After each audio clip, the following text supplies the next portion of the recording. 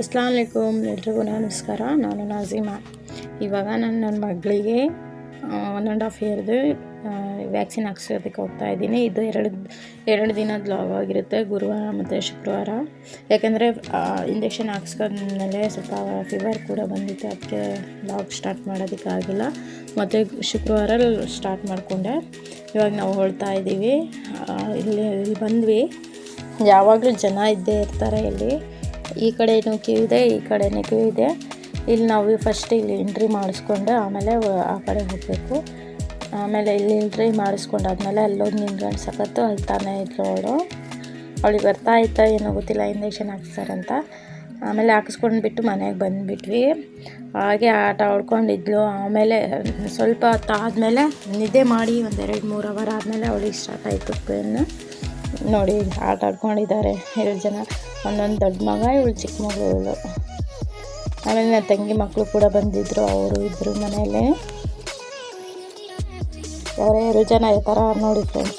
ಮನೇಲಿ ಯಾವಾಗಲೂ ಹೀಗೇನೆ, ಅವ್ನು ಟಿ ವಿ ನೋಡ್ಕೊಂಡಿರ್ತಾನೆ, ಇವಳು ಆ ಕಡೆ ಈ ಕಡೆ ತಿರ್ಕೊಂಡಿರ್ತಾಳೆ. ನೋಡಿ ಅದು ಇಂಜೆಕ್ಷನ್ ನೋವುಗಳು ಗೊತ್ತಾಗ್ತಾಯಿಲ್ಲ, ಹಾಗೆ ನಡೀತಾ ಇದ್ದಾಳೆ ಅವಳು.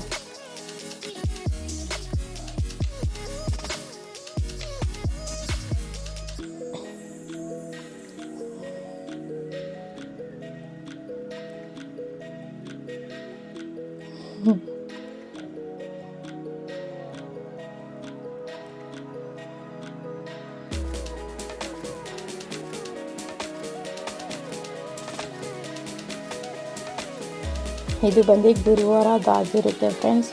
ಆಮೇಲೆ ಶುಕ್ರವಾರ ಸ್ಟಾರ್ಟ್ ಮಾಡ್ಕೊತೀನಿ. ಅದು ಮಾಡೋದಕ್ಕಾಗಿಲ್ಲ ನನಗೆ ಅಷ್ಟೇ.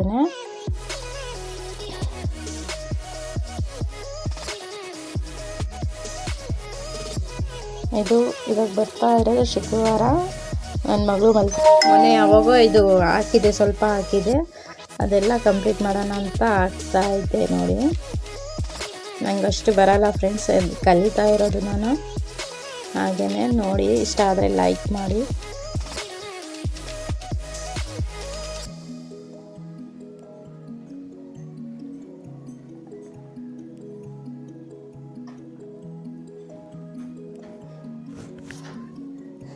ಯಾರೆಲ್ಲ ನನ್ನ ವಿಡಿಯೋ ನೋಡ್ತಿರೋ ಸಬ್ಸ್ಕ್ರೈಬ್ ಮಾಡ್ಕೊಳ್ಳಿ ಫ್ರೆಂಡ್ಸ್. ಸಬ್ಸ್ಕ್ರೈಬ್ ಮಾಡ್ಕೊಂಡೆ ನೋಡ್ತಾ ಇದ್ದೀರಾ, ಸಬ್ಸ್ಕ್ರೈಬ್ ಮಾಡ್ಕೊಳ್ಳಿ. ನನ್ನ ಮಗಳು ಎದ್ಬಿಟ್ಲು, ಆಮೇಲೆ ಎತ್ತಿಟ್ಬಿಟ್ಟೆ ನಾನು. ಆಮೇಲೆ ಸಾಯಂಕಾಲ 5:30-6 ಗಂಟೆ ಹಂಗೆ ಬಂದೆ ಕಿಚನ್ಗೆ. ಹಾಲು ಬಿಸಿ ಇಟ್ಟು 1 kg ಚಿಕನ್ ತೊಗೊಂಡಿದ್ದೆ, ಅದು ಚೆನ್ನಾಗಿ ವಾಶ್ ಮಾಡಿ ಇಟ್ಟಿದ್ದೀನಿ ನೋಡಿ. ಇದು ಚಿಕನ್ ಗ್ರೇವಿ ಮಾಡೋದಕ್ಕೆ ಚೆನ್ನಾಗಿರುತ್ತೆ, ಒಂದು ಸತಿ ಮಾಡಿ. ಅದಕ್ಕೆ 1 ಕಪ್ಪಷ್ಟು ಮೊಸರು ಕೂಡ ಸೇರಿಸ್ಕೊಂಡಿದ್ದೀನಿ. 1 ಸ್ಪೂನಷ್ಟು ಪೆಪ್ಪರ್ ಪೌಡ್ರ್ ಹಾಕ್ಕೊಂಡಿದ್ದೀನಿ. 1 ಸ್ಪೂನಷ್ಟು ಇದು ಖಾರದ ಪುಡಿ ಹಾಕಿದ್ದೀನಿ. 1 ಸ್ಪೂನಷ್ಟು ಅರಿಶಿನ ಪುಡಿ, 2 ಸ್ಪೂನಷ್ಟು ಶುಂಠಿ ಬೆಳ್ಳುಳ್ಳಿ ಪೇಸ್ಟ್ ಹಾಕ್ಕೋತಾ ಇದ್ದೀನಿ. ಮತ್ತು ನೋಡಿ 2 ಸ್ಪೂನಷ್ಟು ಹಾಕ್ಕೊಂಡಿದ್ದೀನಿ.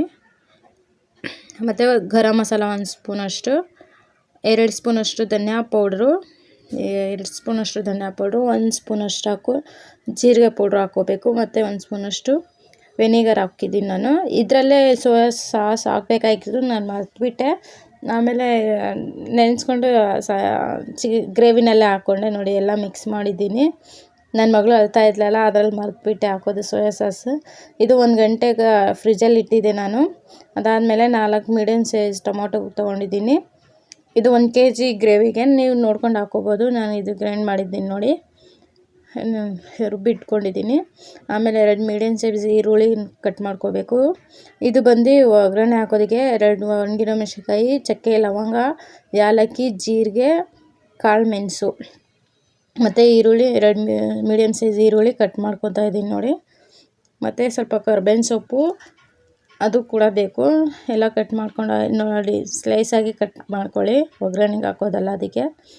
ಆಮೇಲೆ ಇದು ಕರ್ಬೇವಿನ ಸೊಪ್ಪು ಕೂಡ ಇಟ್ಟಿದ್ದೀನಿ ನೋಡಿ. ಆಮೇಲೆ 1 4 ಹಸಿಮೆಣ್ಸಿನ್ಕಾಯಿ ನೀವು ಕಟ್ ಮಾಡಿ ಹಾಕ್ಕೊಳ್ಳಿ, ನಾನು ಜಾಸ್ತಿ ಖಾರ ಆಗುತ್ತಂತ ಹಾಗೆ 1 ಕ್ಯಾಪ್ಸಿಕಮ್ ಕಟ್ ಮಾಡ್ತಾಯಿದ್ದೀನಿ. ಸ್ವಲ್ಪ ಉದ್ದುದ್ದಾಗಿ ನೋಡ್ಕೊಂಡು ಕಟ್ ಮಾಡಿ. ನನ್ನ ಮಗಳು ನೋಡಿ ಫ್ರೆಂಡ್ಸ್, ಅಲ್ಲೇ ನಿಂತಿದ್ದಾಳೆ. ನಾನು ಎಲ್ಲಿರ್ತೀನೋ ಅಲ್ಲೇ ಎದ್ಬಿಡ್ತಾಳೆ ಅವಳು. ಆಮೇಲೆ ಒಂದು ಪಾತ್ರೆ ಇಟ್ಕೊಳ್ಳಿ, ಅಗಲವಾದ ಪಾತ್ರೆ ಬಿಸಿ ಆದಮೇಲೆ ಎಣ್ಣೆ ಹಾಕ್ಕೊಳ್ಳಿ. ನಾನು ಒಂದು 4 ಟೇಬಲ್ ಸ್ಪೂನಷ್ಟು ಎಣ್ಣೆ ಹಾಕ್ಕೊಂಡಿದ್ದೀನಿ, ಜಾಸ್ತಿ ಎಣ್ಣೆ ಹಾಕಲ್ಲ ನಾನು.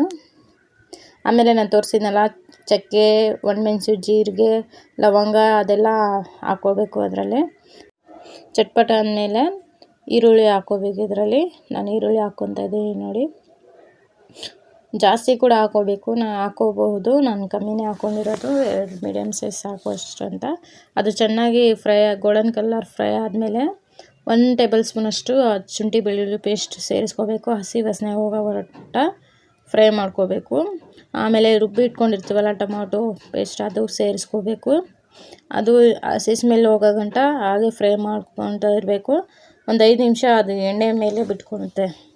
ರುಚಿಗೆ ತಕ್ಕಷ್ಟು ಉಪ್ಪು ಕೂಡ ಸೇರಿಸ್ಕೊಂಡು ಒಂದು 5 ನಿಮಿಷ ಬಿಡಬೇಕು. ಅದರಲ್ಲೇ ನೋಡಿ, ಇದು ಸೈಡಲ್ಲೆಲ್ಲ ಎಣ್ಣೆ ಬಿಟ್ಕೊಂಡಿದ್ದೆ.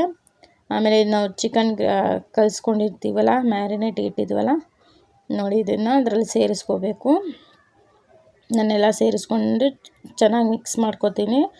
ಇದರಲ್ಲಿ ನೀರು ಕೂಡ ಸ್ವಲ್ಪ ಎಲ್ಲ ಮಸಾಲೆ ಎಲ್ಲ ಇರುತ್ತಲ್ಲ ಎಲ್ಲ ಅದರಲ್ಲೇ ತೊಳ್ಕೊಂಡು ಹಾಕೋತೀನಿ.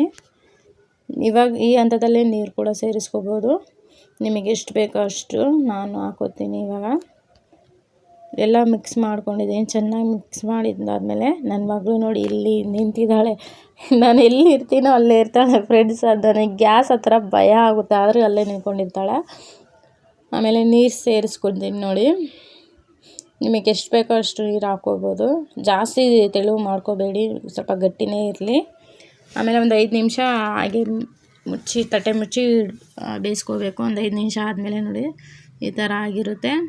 ಇದರಲ್ಲಿ ಕ್ಯಾಪ್ಸಿಕಮ್ ಕೂಡ ಸೇರಿಸ್ಕೋಬೇಕು. ನಾನು ಫಸ್ಟೇ 1 ಸ್ಪೂನಷ್ಟು ಅದು ಹೇಳಿದ್ನಲ್ಲ ಸೋಯಾ ಸಾಸ್, ಅದು ಹಾಕ್ಕೊಳ್ಳಿ.